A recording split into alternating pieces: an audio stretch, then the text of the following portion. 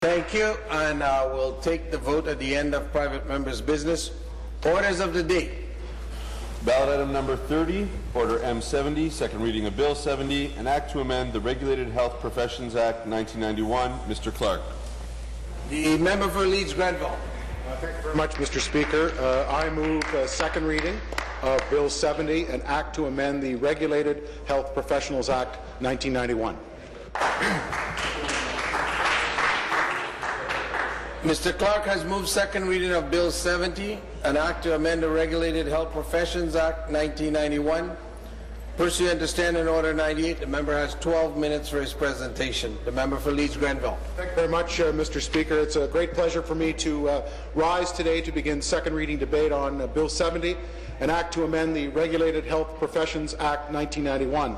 I do want to thank many people who have worked very hard to help shape this bill. Earlier today I introduced a number of members from the Ontario Dental Association who were really the champions with members of provincial parliament, and I'll get into some details on my own personal involvement. We have in the galleries today representatives from the Royal College of Dental Surgeons. We also have folks from the Association of Ontario Midwives. In the West Members Gallery we have Bob Haig, the CEO of the Ontario Chiropractic Association, Claudia Mariano, the past president of the Nurse Practitioners Association of Ontario, and Teresa Agnew, the executive director of the Nurse Practitioners Association of Ontario. So I want to thank all of those folks and their associations for all of the guidance and excellent advice they've provided me as we shaped Bill 70, and I'm confident that there is some support for the bill today. The bill also represents a commitment that our leader of the official opposition, Tim Hudak, made to Dr. Harry Hodiano, who was then president of the ODA in June of 2011. And in a letter to the good doctor, our leader, Mr. Hudak, committed that he would work with the ODA to make the necessary changes to the RHPA, which prohibits a dentist from treating his or her spouse because it would automatically be considered as a sexual abuse. And he spoke and addressed their conference in November 2010, and again reiterated that support. So before I get into the history of how Bill 70 came into being, I want to talk about what the legislation does.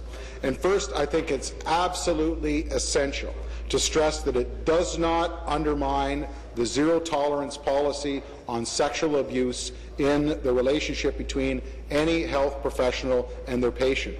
Throughout the process, I was adamant that any bill I would introduce with my name on it would in no way put any patient at risk or weaken the zero-tolerance policy.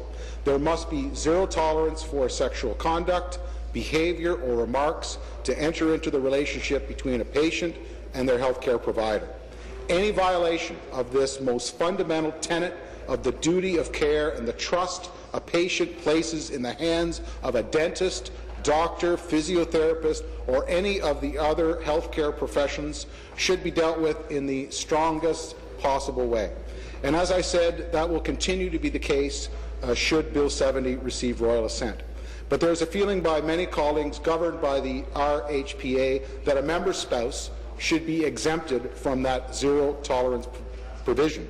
Indeed, the Health Professions Regulatory Advisory Council, or HPRAC, stated it very clearly in its June 2012 recommendations on the spousal exemption to the Minister of Health and Long-Term Care. They wrote, and I quote, "The ethical principles of power imbalance, transference, trust, and consent underpin the sexual abuse provisions of the RHPA and were introduced with the intent to eradicate sexual abuse of patients by health professionals. The provisions define sexual abuse and prescribed a rigorous penalty." However, the report added, quote, "It was not the intent of the legislation to be misused maliciously or be the mechanism to deter certain professions from treatment of their spouses," unquote. I agree with HPRAC. There is room to responsibly allow for a professional college to determine if its membership feels it's appropriate to allow one spouse to treat another. That's the fundamental principle in Bill 70. It's up to those individual colleges to make a regulation to adopt the spousal exemption.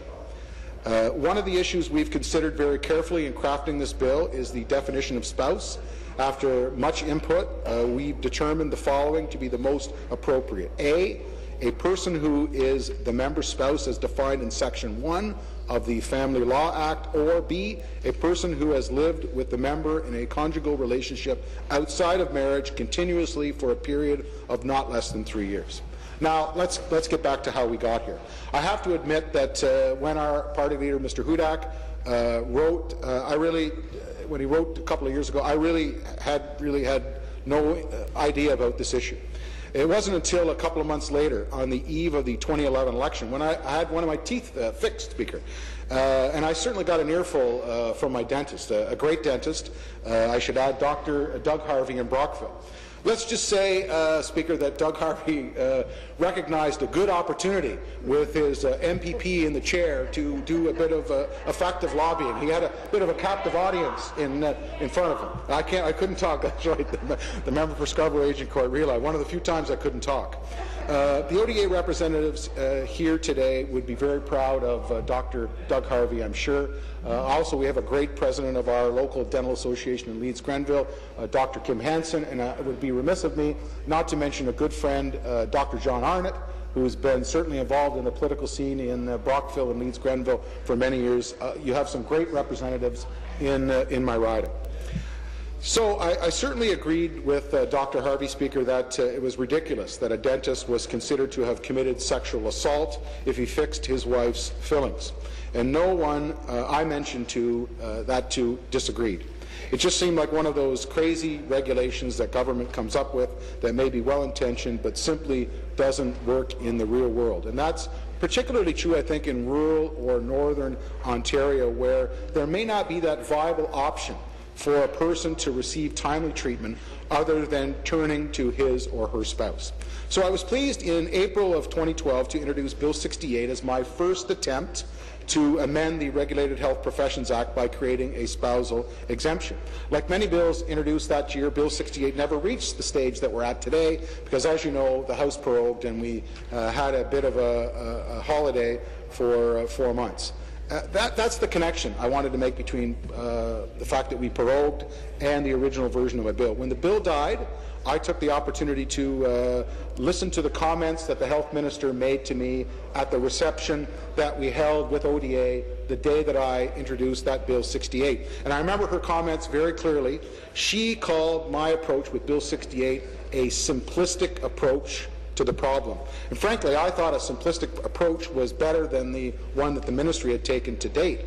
They had essentially promised ODA that the bill would come forward and hadn't really committed to do anything. So I accepted her criticism, I took it to heart, and I used the fact that we prorogued Parliament to listen to what HPRAC had said, to engage with a number of the health professionals and bring back a bill. So when the House returned, I introduced Bill 40 in March that contained a fundamental change from the earlier version, and I felt took into consideration HPRAC's recommendations.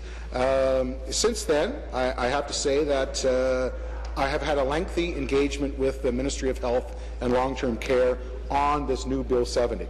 And I know it's quite remarkable to have that level of cooperation between the Ministry of Health and Long-Term Care and an opposition MPP. In fact, I'm told that in some cases it's unprecedented. So I would like to publicly thank the ministry staff for their cooperation and their work that led to the changes that are enclosed in Bill 70 today. And I think it's quite a journey, quite a learning process than that first time that I sat in the dentist chair to understand what the problem is. So we have a bill here in front of us that I'm confident in telling members of the House will make an important public policy change without putting patients at risk. And it's important to note there are a number of stakeholders, some that I mentioned, who have endorsed the bill. I also wanted to mention a stakeholder conference call that we had after Bill 70 was tabled, where Thomas Corcoran, the chair of the Health Professions Regulatory Advisory Council, indicated that he was supportive of the bill. Even the College of Physicians and Surgeons, which has written to me to express its concerns about the spousal exemption stated the following, and I quote, "Nonetheless, we recognize that your proposed Bill 70 is a significant improvement over the previously proposed Bill 68, as well as the HPRAC recommendation." They further quote, "Principally, the proposed Bill 70 is drafted as an opt-in provision.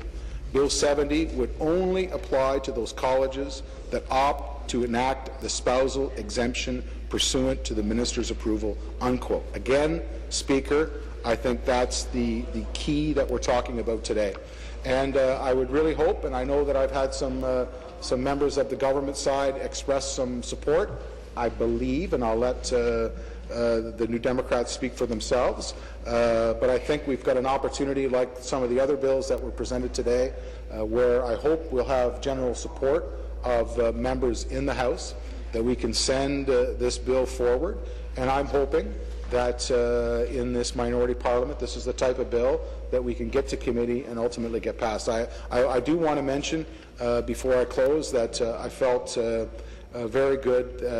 Our House Leader, Jim Wilson, the member for Simcoe Grey, had mentioned to me that he had a press conference this morning and mentioned to the media a number of bills that he had hoped would be passed, bills from our caucus. And he mentioned my colleague, the member for Oxford, and his Hawkins-Jidnak bill on carbon monoxide detectors that he hoped would be passed. And he also mentioned Bill 70. So I want to thank Mr. Wilson for his confidence in this bill, and I also want to thank members of my caucus, because I know that they've been very supportive as we've went through the three versions of this particular bill, quite different versions from where we started to where we are today. And again, I want to thank the ministry, and I want to thank the members opposite for having that relationship. It's very unique to have the government lawyers and MyLedge Council lawyer working